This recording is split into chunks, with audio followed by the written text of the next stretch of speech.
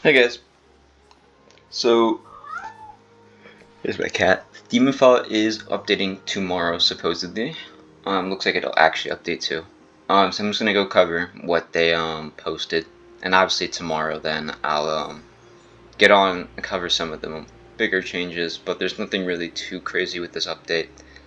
It's more of just a bug fix update with some additional stuff that A-Rock's worked on. For example, the flame rework and stuff, the sound rework, that are just getting kind of tagged along since they're already finished. So they added numbers to the skills, so you'll be able to see how long until the skills are actually off cooldown. There's some stuff with ranked, where the 1v1 players and stuff will appear in the lobby.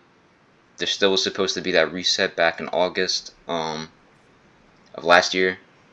I don't know when they're going to plan to do a reset then, but I wouldn't bank on seeing those 1v1 people in there forever because they'll probably do a reset eventually. I just don't know when.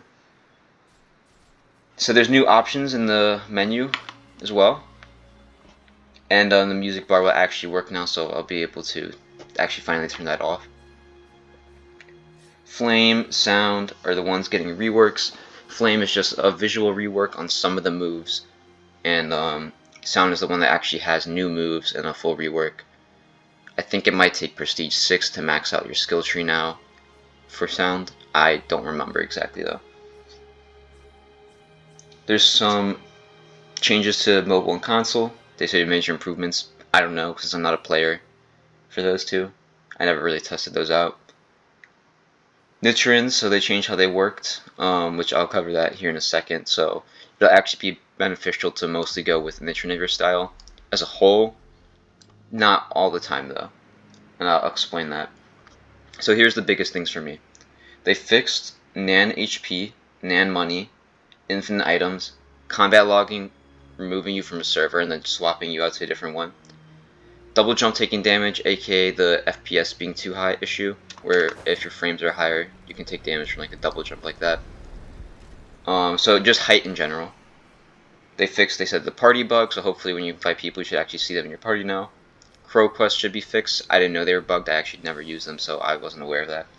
And public raid mode, so you won't be able to do the raid bug anymore.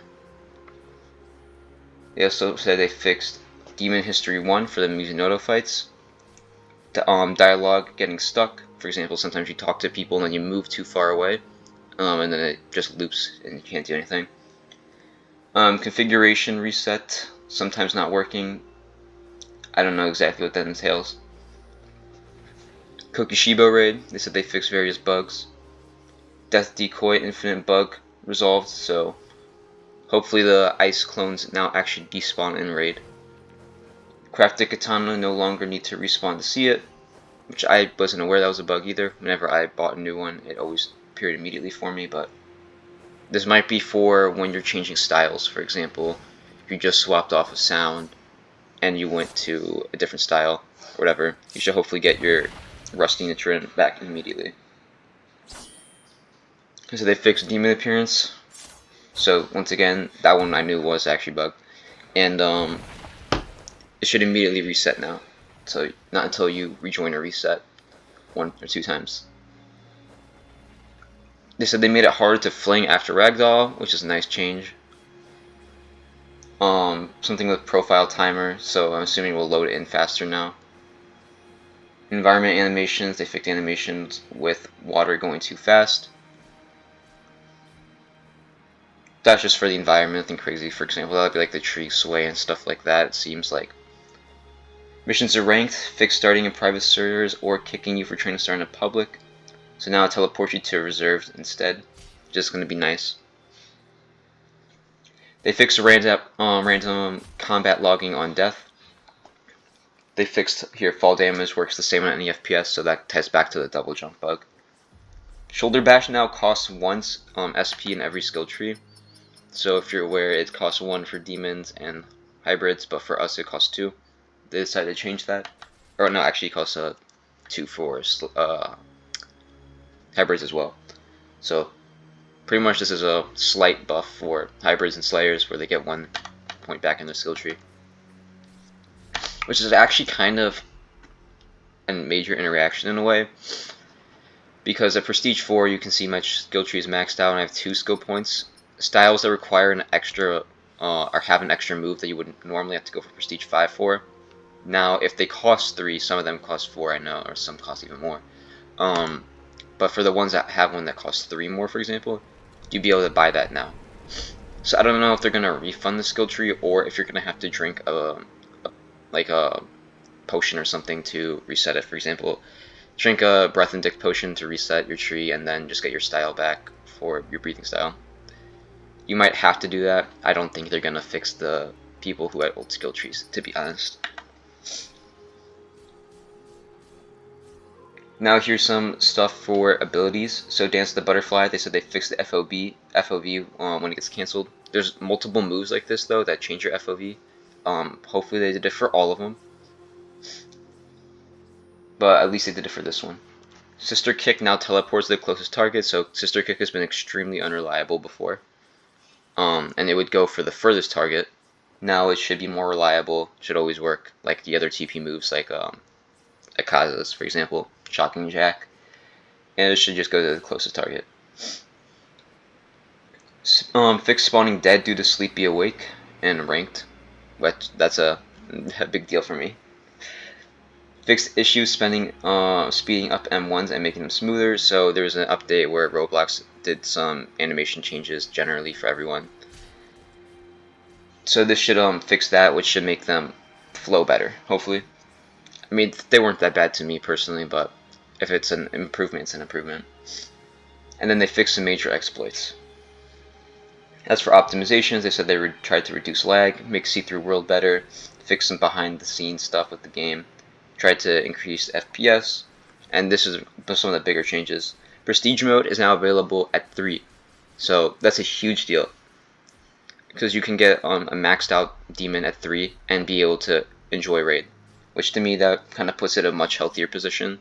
This also means that you'll be able to level up much faster if you have the skill to complete raids, or you have people that can help you out.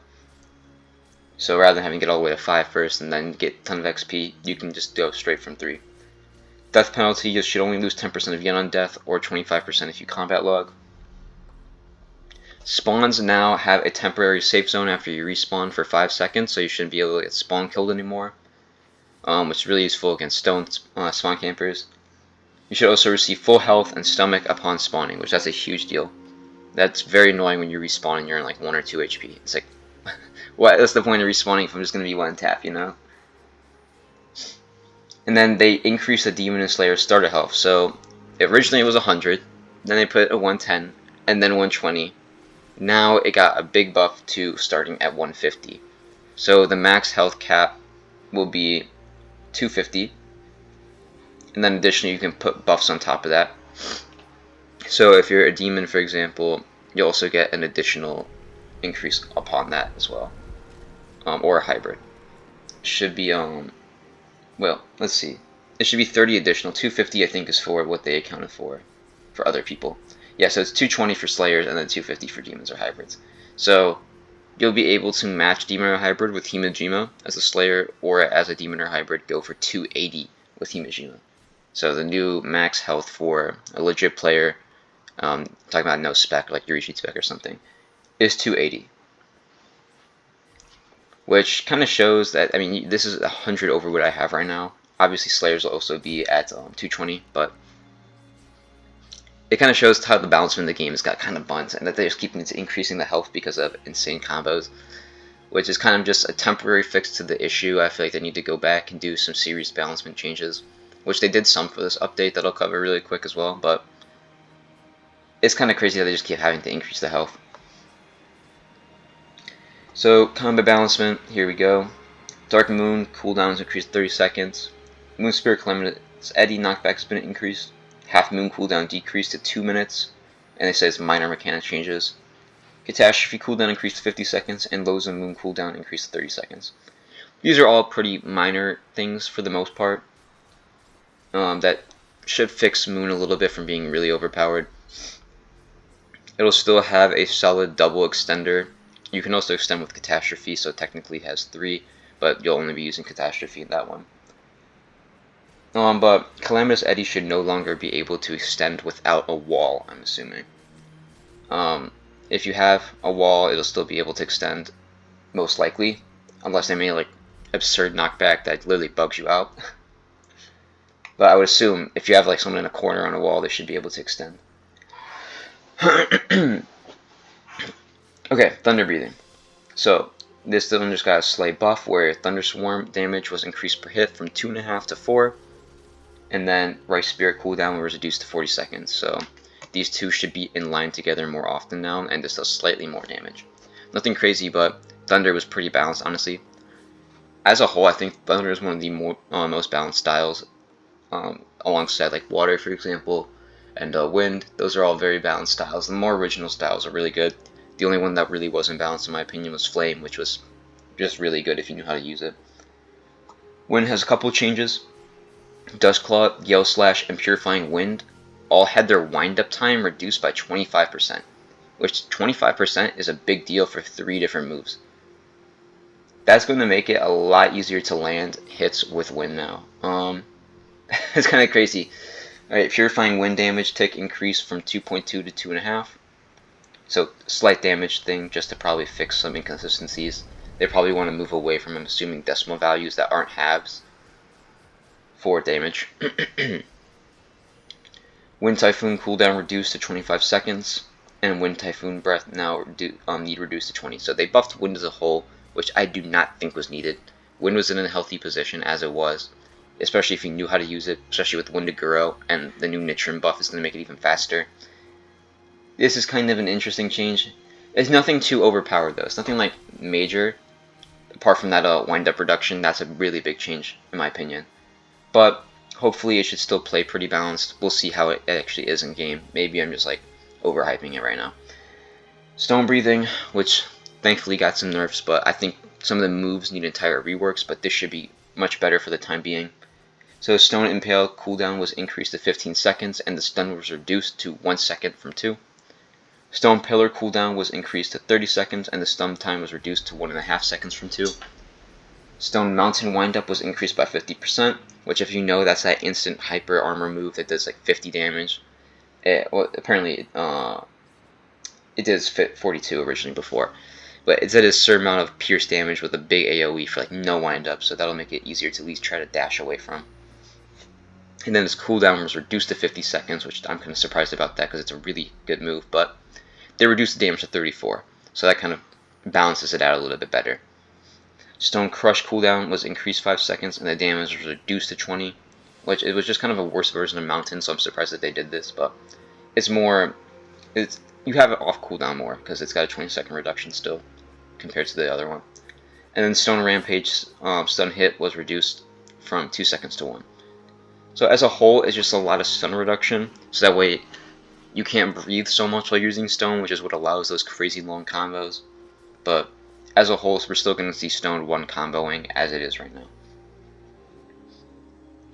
Flower, they have removed Petals Dance Ragdoll and stun reduced from 1.6 seconds to 1.1. So Petals Dance, this is actually a really big change, will actually be a combo extender again now. You won't be able to reset your M1s like you were able to before though. Now it'll just be a one-time extension, like a normal extender, like if I were to use Thunderswarm. This was a good change that I think Flower needed. It was kind of underbalanced apart from the counter and that one move that allows you to take pseudo extend. Because the main combo extender, that big one that does the big AoE range, that move is really buns as a combo extender. This will give a reliable, good combo extender, and then you still have the other one as well. Sun had a pretty big change to Halo Head Dance, which is now blockable. Which, that move is really annoying, so I'm kind of glad they made it blockable. I don't know if this is the right approach, but it'll be much better. I mean, okay, I'll take it. Flash Dance damage had reduced to 20 from 30, which I don't think Flash Dance was a very overpowered move. You could hit it consistently off an M2 to end a combo, but I know it had a big range as well, so it'd be easy to hit as well, but I think there was better ways to balance Sun. For example, making Burning Bones only combo extend or one time. You can't reset your M1s. But this isn't horrible. It's like at the same damage as the shotgun now. It's like, why do that when you can just shotgun when it's off cooldown, you know, and then keep that move for something else. Beneficial Radiance has damage tick reduced from 8 to 6.5, which I think is a good change, because it was in the combo extender. There's the other primary combo extender for Sun, and it did a lot of damage for combo extender.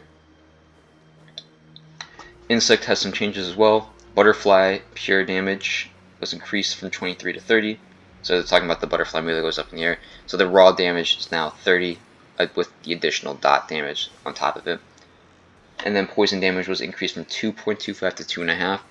I almost think this should have been a little bit higher, maybe like 2.75. But it's also good that they're going in small increments to not make it overpowered like it was on drop. Alright, OBBDA. This was a big change that I'm very happy about. Rage cooldown was reduced from 200 seconds to 160. Rage heal was increased from 1 to 1.5, so now it's not the exact same as Nezuko, just without the hunger. Now it'll actually heal faster. So running Rage with Shinazugawa is going to be really fast healing. And it additionally has iframes now, so you should be safe while you're using it. Obviously people are probably going to try to punish you after with moves, but it should at least reduce some of the damage you take. What they should do to make it a little bit better is increase the animation time frame, so that way it goes a little bit faster rather than taking like a whole 2 seconds. So this is at least something. And then this is the biggest change now. M1 and M2, its speed has been increased by 25%. So the M1s should actually finally change and actually be usable with your combo extenders, which you have 2. So that's a huge deal that'll make OB actually viable, because the biggest reason it wasn't viable is because the M1s quite literally didn't connect, which was more of just a bug and an oversight than it was an intentional design, which clearly they've been trying to change it. Arax reduced the time before as well, and he increased, was that or he increased the stun time? It was one of the two, I don't remember what. But now it should finally connect. Arrow BDA. Increased arrow control distance limit, so they increase it from 400 studs to 800, so you can get sniped with this now from so far away, like beyond that tree. Like I could hit this guy right now if I wanted to with 800 studs. So it's got a crazy distance now. Arrow volley cooldown was increased from 50 seconds to 40 seconds, and arrow punishment damage was increased from 11 to 20. Arrow is kind of in a weird spot where it's really good with Tamari if you just abuse it on Ragdoll, but underwhelming as a whole. This is good changes, I think, that should make it a little bit more viable, because it's kind of under-viable right now. But I think what they should do is make the arrow evasive actually an iframe. It's literally in the name, evasive. Or rework the move into something entirely different. For example, making it actually a utility. Maybe you can use it to go in the air for like 5 seconds, and you can use other moves in the air with arrow. That would make it have a lot more skill to the style, but make it more fun to use, while not making it overpowered, you know. Swamp had reworks as well, mostly just nerfs here. Now they're all just nerfs. Swamp Grab is now blockable, which is needed. That was one of the main problems with Swamp. If you know the 2 problems Swamp had that made it overpowered despite only being 4 moves, was Swamp Grab being unblockable and the iframe being super short cooldown. Swamp Punch damage was decreased from 28 to 18, which I think was a bad call. With Swamp Grab now being blockable, Swamp's damage output has never been that good, apart from the Punch. That was the only good move they used to get damage off, because the Portal is just horrible right now and they didn't rework it or change it, so this I think was a bad call. Swamp Dig cooldown increase, the iframe, was from 15 seconds to 20 seconds. I think they should have at least made it 30 seconds and then made the kit more viable, so that way Swamp isn't so specialized as just being an iframe spam type set, because as it is right now it's really annoying to play against because of that. But at the very least they fixed the Swamp Grab, which that was a good call. Nezuko BDA, Sister Kick damage was reduced to 20. You saw, I already told you, they fixed Sister Kick now as well, so that's a fine move. It's a combo opener, or you can use it as an extender, now that it'll be consistent. So, reducing its damage to 20 is a good call. Heat Floor damage was reduced from 33 to 20, which I don't think was necessary, but not horrible. And Sister Kick cooldown was increased from 30 seconds to 45 seconds, which definitely, now that's working, puts it in a better position. I don't think that Heat Floor change was necessary. I do know Nezuko has some pretty solid damage, but I think what they should have focused on was maybe reducing the damage over time so that it's not specialized in that so much, and then fixing the one move that shoots the beams. Like right now you can aim it, but it actually doesn't aim, it just hits in front of you. That iframe move, I don't know what it's called. So right now it's kind of in a bug state. It's like weird. Like, why are you able to aim the particles if they don't aim? It's just a hitbox in front of you. That makes no sense. They should just either make it so that it's right in front of you, and remove the ability to be able to shoot the particles, or make it so that the particles actually have the hitbox.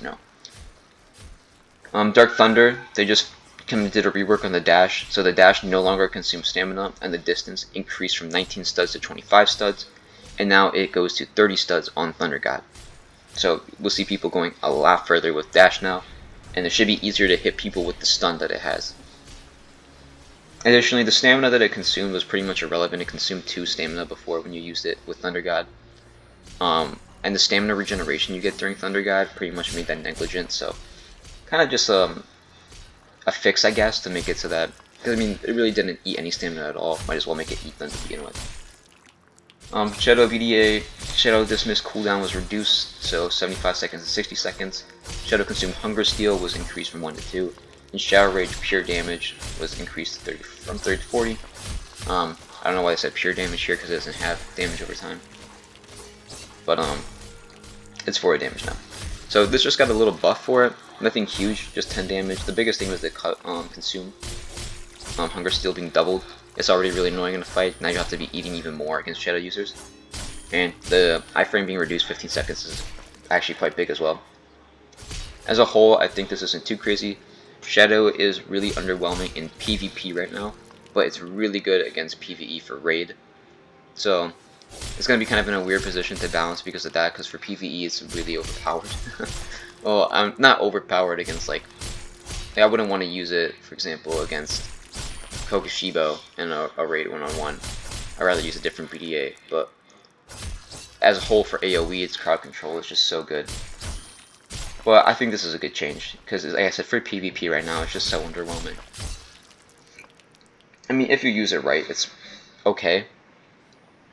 No, Shadow Greatsword's a more popular combo, because the Shadow Portal, when you get people inside of it, you can try abusing the Greatsword.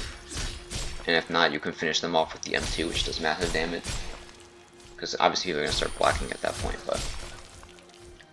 Ice BDA, Ice Surf stamina cooldown was reduced to 50, Vine stamina cost was reduced to 80, and Counter now regens 20 stamina per person that you hit with it.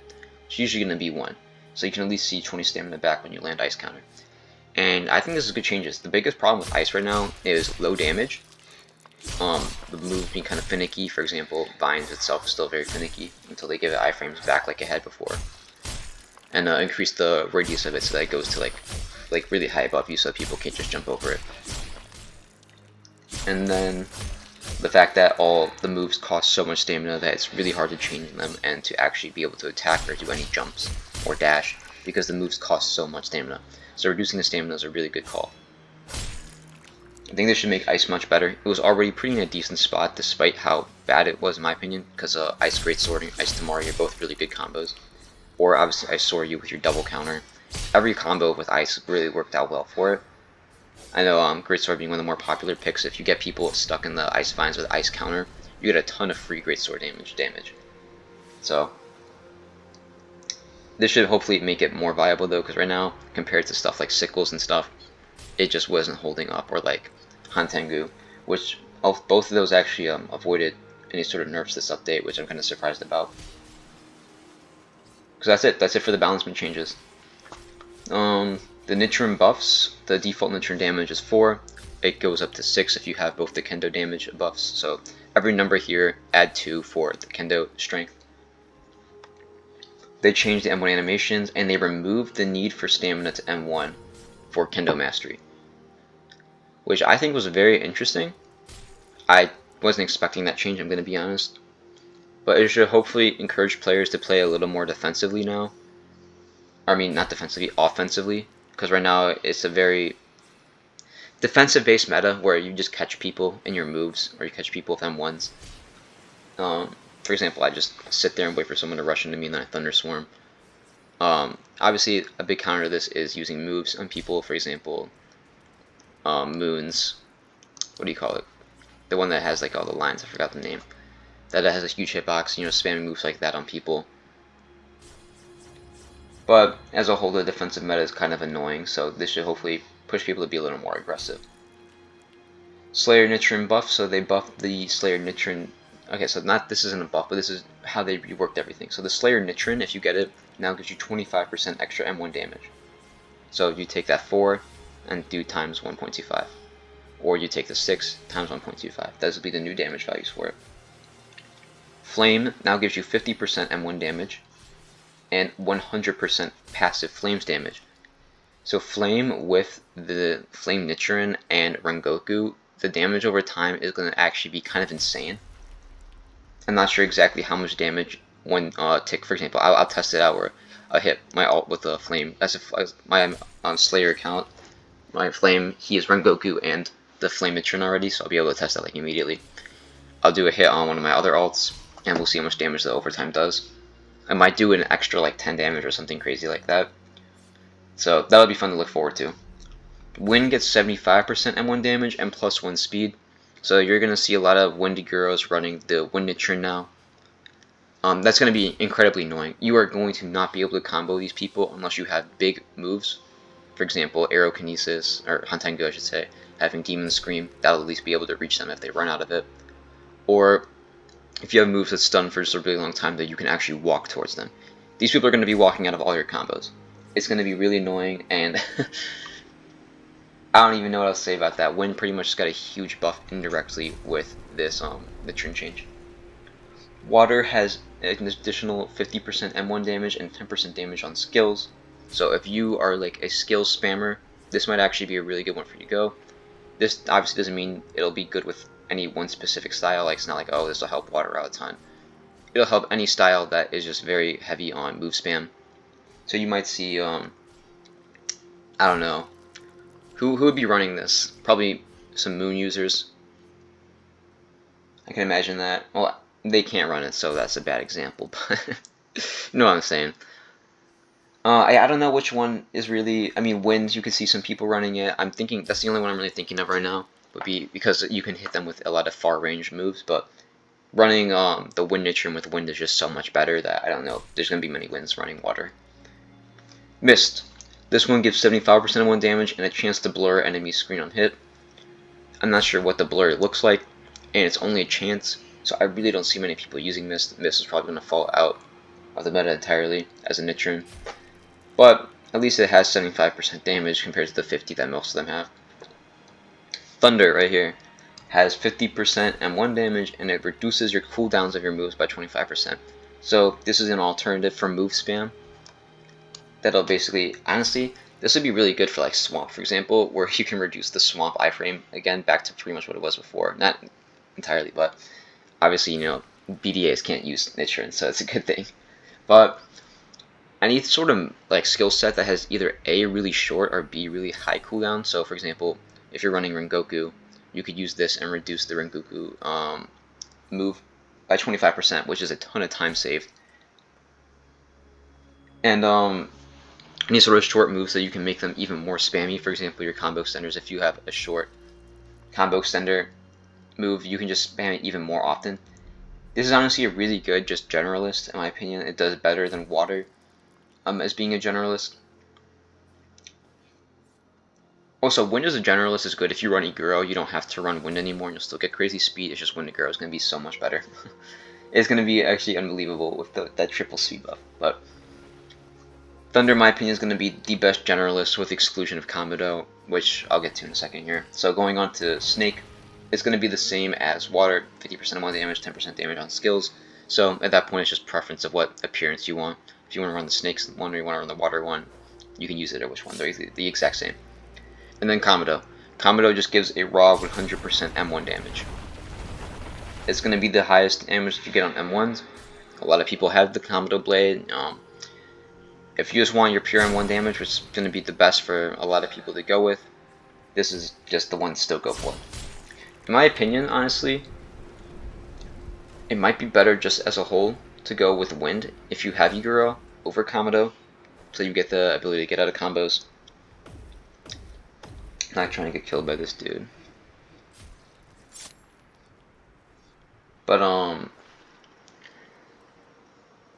Kamado is still going to be really viable just because M1 damage is how you get a ton of your damage off in combos. It's like the main method of doing damage, so having the most damage on it is going to always just be a great thing. Dark Thunder got reduced before it in Kamado used to be the same. It's now 85% M1 damage, which it was only for Dark Thunder, or only for Thunder hybrids, I mean. So it's a really niche category. Obviously there's the bug that you can get Dark Thunder and then swap your style. I feel like that should just be fixed, and then they can keep it at 100% as well. But I don't hate this. It's an easy blade to get if you can't afford a Kamado in your Thunder hybrid, until you can then buy the Kamado.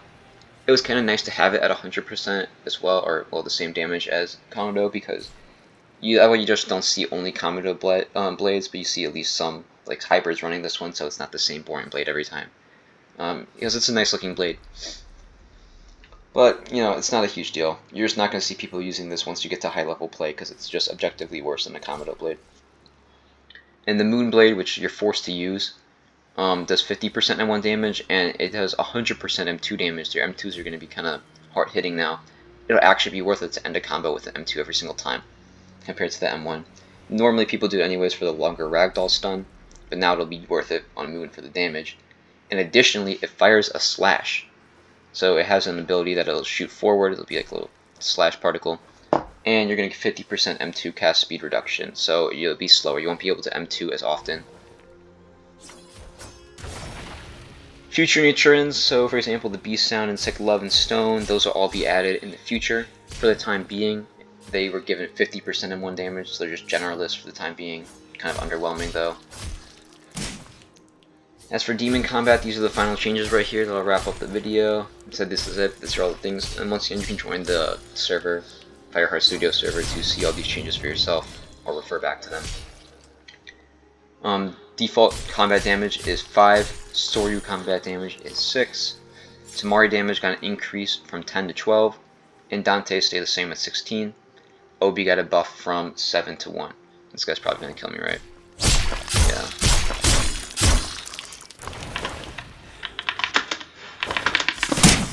Why did my guns not work? I'm pain.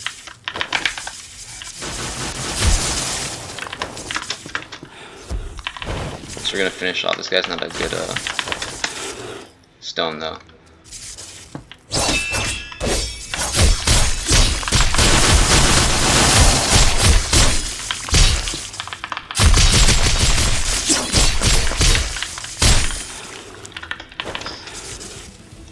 Okay.